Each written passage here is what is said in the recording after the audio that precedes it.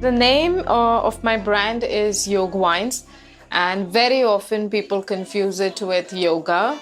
But in India or in Sanskrit, there is no word called as yoga. It's yoga asana, but Westerners made a short form out of it. So yoga is mainly a union of your body, mind, and spirit. And people do often ask me, like, how if it is yoga and you can drink something alcoholic? But you need to understand that yoga is not only about changing a bit of your lifestyle and getting into the exercise. It's also a lot of spirituality. It's also a lot of discipline. And within yoga, when you do, it's not only about your asanas, but it's also about bringing your discipline into food and a lot of things. My name is Lobhana. I am from India. I came to Armenia in the year 2020 to study winemaking, and since then I decided to stay back, and now I own my own wine production in Armenia. I come from an engineering background, and then I spent about 12 to 13 years in the corporate career, working mainly in the HR and recruitment. I started my career in India, and then last 10 years I've been in the Middle East. So I do have a base in UAE. But in 2019, I just got bored of what I was doing in the corporate. It felt very stressful, very monotonous. And my idea was, I'll take sort of a year of break, go study, and then I will come back and restart my career. Then I started looking for more information in terms of what else can I do, which will also make me fall in love with the work, give me a break, open up something new for me in the life. And it's not more into the corporate or the IT service sector. And then I was targeting mainly the countries from East Europe, because location-wise also I am attracted to this part of the geography. Then I stumbled upon this EVN Academy website, and they were offering this winemaking course for 18 months in English. Now that made me happy, because most of the universities that I checked here for winemaking or any kind of technical courses, they were either doing in Georgia in Georgian, and in Armenia, of course, in Hayran. When I came to Yerevan, I used to walk a lot. And Bagramian Street was one of the common, from all the way from center to the metro station. I used to just walk.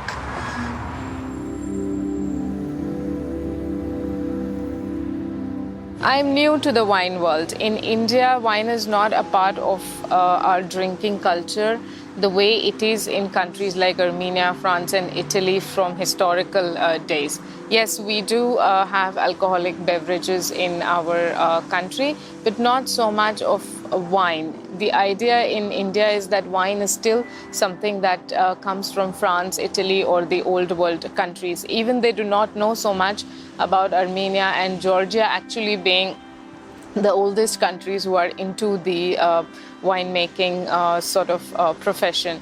So then I just decided to Google, do a little bit of self-learning, and I thought 18 months is enough for me to understand if this is what I want to do in future or not, because I am also at a point of, like, I'm in mid-30s. That back then I was in my mid-30s, so that was a crucial age for me, to keep all of my life's earnings plus decide what to do in future and not pay all of it to the university. So it was very important for me to balance that out.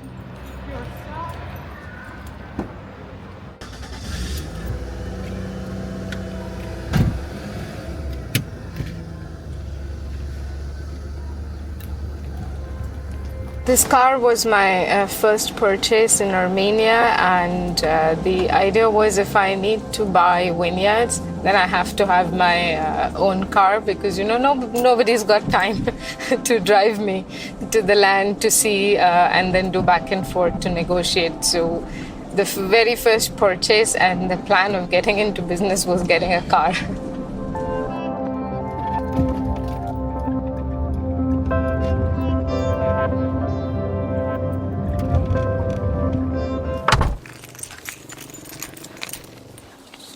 Հասմիկ կար։ Այո։ Ha, yes, ուզում եմ գինեգործություն անում։ Ha. Ես վերադառնում 30 րոպե։ Then during 2022, I was doing my internship with a couple of local wineries over here, and that was the same time we had our first unfortunate war strike as well. That put me into question as to what I was going to do, because in 6 months the course was going to end. Should I be going to some other winemaking country, old world, new world, and working in wineries to gain experience, starting my career from scratch? Or should I do something on my own? So that put me into question. And when I discussed with my family and friends, I want to do something of my own here, that time the political situations were not strong for Armenia. So there was a lot of hesitation and warnings that I got from my family. Are you sure you want to invest in this place? Are you sure you need to be careful? The situations in the world are not right. But I had faith. I thought if I have come to this land so far, then it has to be not for nothing and something has to show up. So then I decided to get into the wine production.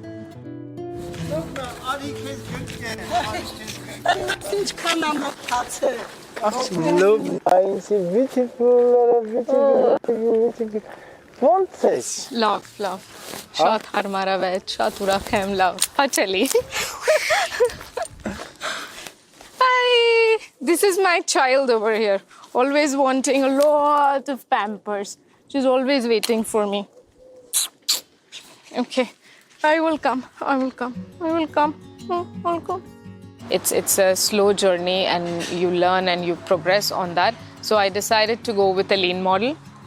That is sort of making my wines a small quantity, 1,000, 1,500 bottles in somebody else's winery, and then seeing how I need to progress or how my experience in the market is within sales and how I'm growing. So my first vintage was produced in 2021. This is RNE 2021 here, RNE 2021 vintage. This is the small part where we make the wines. So I have 2 red wines. My first red wine was with RNE. The reason I chose RNE as a grape is because it is one of the indigenous and famous grapes of Armenia, and it is a very humble grape. So everybody thinks, oh, there are so many RNEs in the market, but each winemaker is able to express the RNE differently. So that's the quality of the RNE. So it still remains every unique winemaker's special grape in its own way. That's why we chose RNE. I officially entered the market with my product in late 2022. So now my product is in the market, available for sales only in the local market, and it's been a huge learning. It was not easy because the time that I came in and I was trying to apply for my residency, etc., I realized that Armenian government systems are not ready for a change. But in 3 years, I am seeing that change now that Armenia has changed a lot. Armenians have changed a lot. They are now more open to people from other countries. They now have more global outlook than what they had 3 years ago. So this is the Khandogni 2022 vintage. It's a premium wine. It's made from good quality Khandogni grapes, and it's special because these grape comes from the Artsakh Martakert region. I wanted to dedicate it to the people of Artsakh because for me, Khandogni comes with the not just the attributes of grape that it should have, but it comes with the value and with the touch of the original Artsakh people. For me, it was still a little difficult in the beginning to do the sale of my product because I did not speak language that fluently. Plus, there was a cultural barrier. So the moment in 2022 people would say, I'm Indian, I am making wine over here, somehow they wouldn't understand my story, they wouldn't relate to it or reciprocate. And in Armenia, if they do not relate to you, they will not do business with you. So for me to break that barrier and then become, learn or make efforts in terms of blending with Armenian culture, trying to speak or learn the language was very important. So I have learned the language, but I'm not completely fluent yet. However, հիմա ես կարող եմ բացատրել իմ գինի, իմ ապրանք մասին հաճախորդից։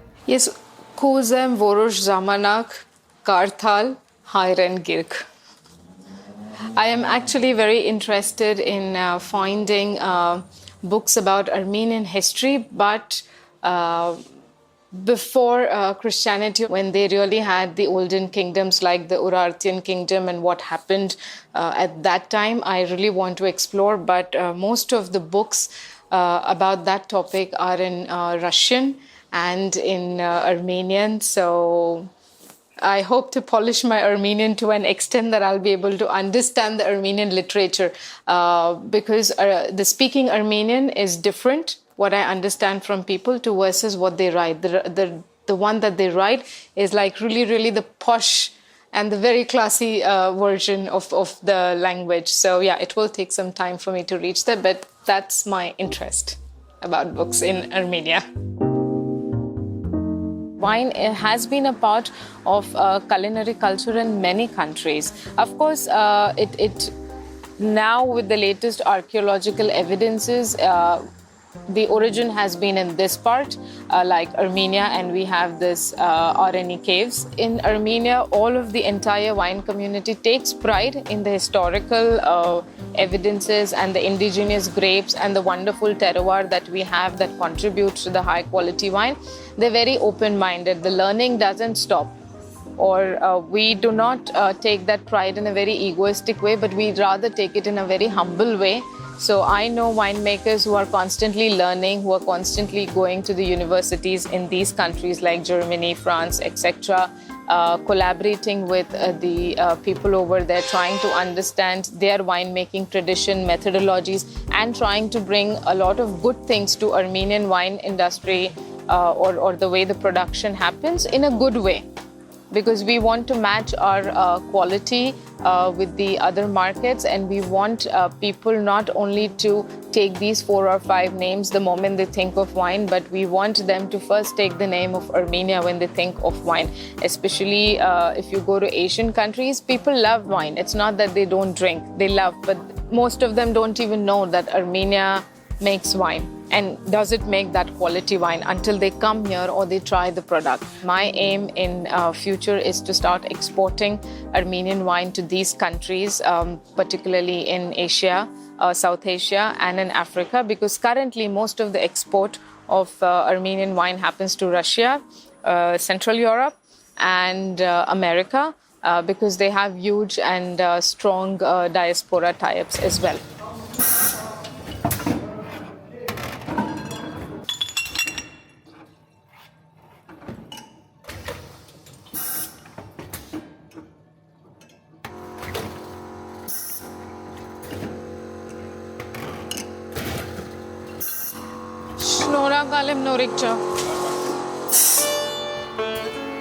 I am from India. India is a large country. Every state is like a different country within itself. And also the way we are raised and the way we look at life over there is very fast-paced. So our focus is most of the time work all the time. When I came to UAE, it is the same. The pace of the city, the rhythm of the city is all about work and being focused in the business. And of course, there is a lot of blending and being open to each other, because 80% of the workforce is there expats. So we are constantly blending with people from different countries and cultures. So that way I was more open-minded and more ready to blend in. But when I came to Armenia, in the beginning, people were not so wide-minded in terms of accepting people from every country. They had an inhibition, they had some kind of assumption or some experience they might have had with a particular nationality, and that would stay with them for long. They would then categorize everybody from that country into that bucket. So I have had questions from Armenians like, is there Wi-Fi in India? Why do you have cows on Indian streets? So I have had a lot of different ideas about India over here. And I understand that because people have seen only one category of people that probably came in search of job, and only student category which only comes from medical universities. It was a little slow and laid back when it came to business. People really take a long time to reply to your messages. That is something I really found weird when I got into the business. They are not black and white. If they want to say no to you, they will not say no or yes to you. They will just leave it. They will not answer you. So that part was very weird for me. I am still new in the business in terms of production compared to a lot of people in the market. So I wouldn't say I am the expert in winemaking. But yes, whenever I feel the need of asking questions to anyone senior from Maran Winery as well, especially Mr. Avak, I do look forward to his guidance, to his support and his advices. As much as I'm involved in being the face of the business, I'm also involved in terms of the production. So I decide the harvest time for my grapes. I decide the style of the wine I want, and I am there while we are doing the production. Yes, when it moves to a later stage of stabilization, I do take help from the staff, and I do not hesitate or shy away from asking questions or help from the seniors, because honestly, I've only made 2 vintage. I'm only 2 vintages old, and there are people more expert in the market. So I would want to learn, understand only in a way of constructive learning from them, as well as what I can do better. I live alone here. I spend 7 months of the year pretty much on the ground. I travel to the regions for my vineyard and other work on my own. But that way, no issues. It's a very safe country. As a single woman, I've never felt any kind of issues. And people are helpful. They may not speak the language, but there is a sense of respect for women in general in Armenian culture, which you can see in their daily habits. They are more eager to help if you are in a problem, and they try their best to help.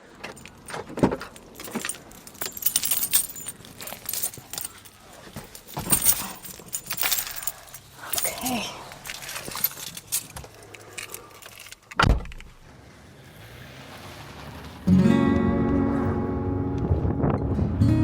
When it comes to business, I would always do business in Armenia. No second thoughts about getting into business with anyone in Armenia, because they are trustworthy. Once we come to a point of agreement, there has been full transparency and trust, and a word is a word with most of the people over here, which I appreciate doing business. So that kind of ease and safety is there at the back of the mind. I don't have to think twice when it comes to the trust in Armenia. I started with my vineyards in Vaidzor with Arani, and then another grape that I wanted to work beautifully and is also native to the Ararat region is Haqtanak. It is also important to train the vines that can improve your yield and the quality of the grapes. And the idea is to do the pruning for Arani to usually do cordon, so that we are turning the stems like this, and then we are having the growth shoots going upwards. And when they go upwards also, it is important to prune them so that the growing fruit buds are lower to the ground. So you can see the bunches here. The more we try to get them lower to the ground, the more quality energy they get from the earth and the water, and that sort of improves. And also the quantity of the yield. So the more the yield, the lesser your quality, but the lesser your yield, the more your quality. The people who work for me, all of them are local. So I have two people from village who look after my vineyards, and very lovely people to work with. And then I have a coordinator who helps me when there are extreme language barriers and I really need a translator by my side because I'm still not that fluent in Armenian. So she helps me with most of the coordination, but rest of the work I do on my own. When it comes to delivery, sales, meeting people, social media, production, most of it is done by me. I've been on a lot of hikings in Armenia, and in future, if I get more spare time, I would really love to enjoy the summers by going for different hikings. I love Tatev Monastery. I've only been there once, but in terms of being a spiritual person and person who works with energy, I think out of all the churches or the holy places in Armenia, Tatev is one of my favorites. I do have plan of going there once, but I think it will come around when it has to come around. Right, this is the land.